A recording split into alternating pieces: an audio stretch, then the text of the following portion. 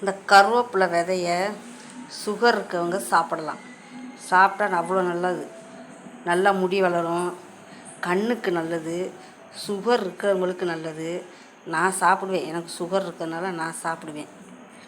எவ்வளோ பழம் இருக்கு பாருங்கள். சாப்பிட்டுட்டு அந்த விதைய போட்டால் நல்லா முளைச்சி வந்துடும் புது செடியாக. அசல் நவாப்பழம் மாதிரியே இருக்குது பாருங்கள். யாருக்கெல்லாம் நவாப்பழம் இது கருவேப்பிலை விதை சாப்பிட பிடிக்கிறவங்க கமெண்டில் சொல்லுங்கள். இதெல்லாம் நல்லா இல்லைன்னா புளிக்குழம்புலாம் வைக்கலாம். மணத்தக்காளி வைக்கிறோம்ல, தக்காளியை புளிக்குழம்பு வைக்கிறோம்ல, அது மாதிரி இதையும் புளிக்குழம்பு வைக்கலாம். ஆனால் கொஞ்சம் கருவேப்பிலை வாசனை அதிகமாக இருக்கும். கருவேப்பிலை வாசனை பிடிக்கிறவங்க சாப்பிடலாம், ரொம்ப நல்லாயிருக்கும். நம்ம எப்படி வெந்தய குழம்பு வைக்கிறோம், மணத்தக்காளி விதையை போட்டு அதே மாதிரி வைக்கணும். இது வச்சிங்கன்னா அவ்வளோ டேஸ்ட்டாக இருக்கும்.